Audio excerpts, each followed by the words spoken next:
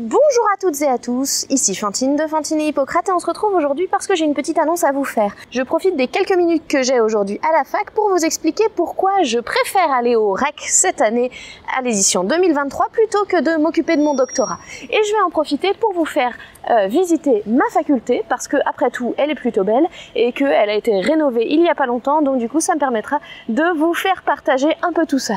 Donc vous avez ici le superbe hôpital Charles Perrin, l'hôpital psychiatrique qui est juste à côté de la fac, et derrière moi vous avez le CHU qu'on ne voit pas avec son superbe tripode qui est caché. On doit peut-être voir l'héliport, si vous voyez l'héliport juste ici, pour orienter les patients qui ont besoin d'être orientés très rapidement au CHU de Bordeaux. Donc voilà, bienvenue dans ma fac et je vous explique donc pourquoi je vais au REC cette année. Alors le REC 2023, ça se déroule le 22 et 23 avril à la Diagora de Toulouse comme les années précédentes. Et donc du coup ce sera sur 2 journées entières de conférences, de tables rondes, de moments fantastiques où vous allez pouvoir rencontrer plein de gens géniaux, des chercheurs, des youtubeurs, mais pas que, c'est pas le plus important, qui promeuvent l'esprit critique. Et ça, c'est plutôt chouette. Vous pourrez me retrouver, je serai le samedi sur une table ronde à 9 h, sur une table ronde qui a pour sujet « Peut-on rester critique face à une maladie grave ?» Ça va être un sujet très intéressant, ça ouvrira le bal du REC et je serai avec Nance Florence de la chaîne Doc & Roll que vous reverrez également sur d'autres conférences et pas que. Et je serai également avec Natalia Trouillet qui est écrivain et journaliste et qui a travaillé sur cette question notamment. Donc on sera 3 sur cette table ronde, ce sera très intéressant. J'ai mal au bras. Je me permets de faire un petit détour. Donc là, on est dans l'entrée de la fac, qui est assez moche, hein, il faut bien le dire. Mais, la fac est en train d'être rénovée. Un petit crochet par la bibliothèque universitaire que vous avez juste derrière moi ici. Bibliothèque Josie Reifers, du nom d'un hématologue bordelais qui a travaillé beaucoup pour l'oncologie et le traitement des cancers et qui est décédé il y a peu. Donc voilà, notre BU porte son nom et vous avez juste derrière toujours le CHU avec l'héliport. On va passer par les bâtiments 2D de la fac pour vous parler de la deuxième conférence sur laquelle vous pourrez me retrouver. Donc cette fois-ci ce sera le dimanche et ce sera à 10 h.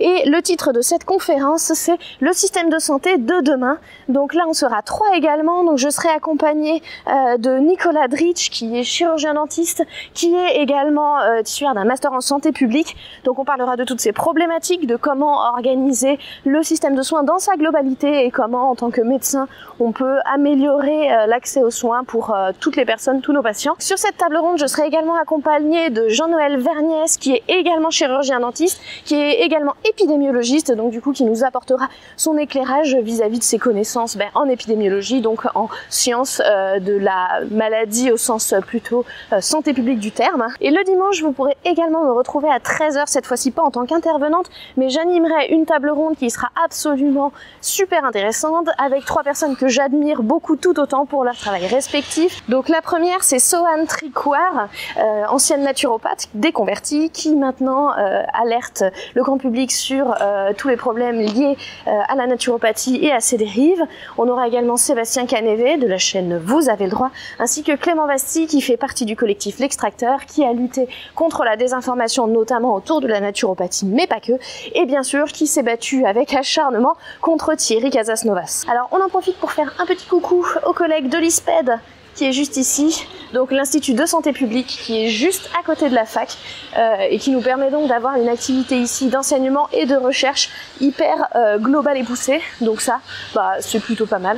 Alors je suis pas trop sûre d'avoir le droit de filmer à l'intérieur, donc là je reste à l'extérieur. Donc on a ici tous les amphithéâtres qui ont fait ma prime jeunesse, donc les gens qui ont connu la faculté de Bordeaux verront bien où je suis, et on va descendre pour aller voir les salles 2D et puis peut-être rejoindre le cours où le prof doit un petit peu m'attendre. Donc concernant le REC, il y a une dernière annonce que je vous ai pas faite, c'est que vous pourrez me retrouver sur le spectacle du samedi soir, donc le spectacle REC en scène, sur lequel on travaille, je vais faire gaffe à pas me viander, sur lequel on travaille depuis un moment quand même avec toute l'équipe du REC, donc Willy mais pas que. Donc vous pourrez retrouver beaucoup de gens que vous connaissez, que vous connaissez pas, qui sont youtubeurs, qui sont chercheurs, qui sont sceptiques, qui travaillent à leur manière dans la sphère de l'esprit critique et qui vont vous proposer un spectacle musical. Vraiment, prenez vos places, il n'en reste pas beaucoup, ça va être assez ouf, hein, probablement.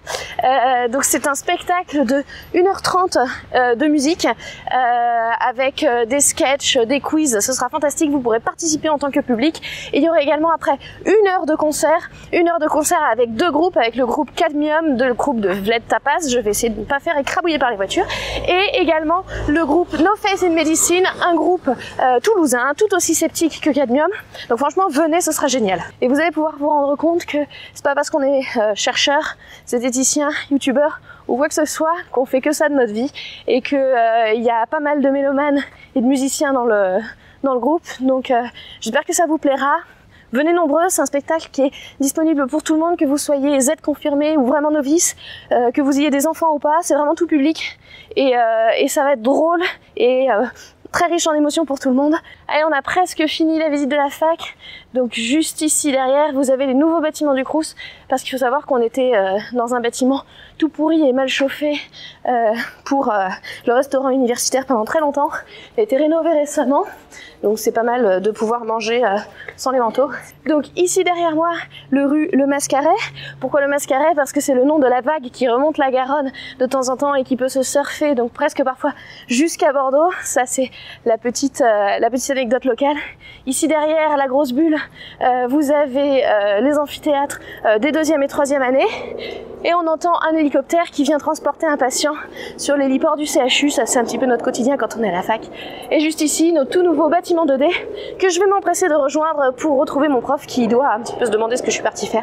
Je vous fais des bisous, prenez soin de vous et retrouvez-nous nombreux au REC 2023 le 22 et 23 avril au Diagora de Toulouse. Prenez soin de vous, bonne journée.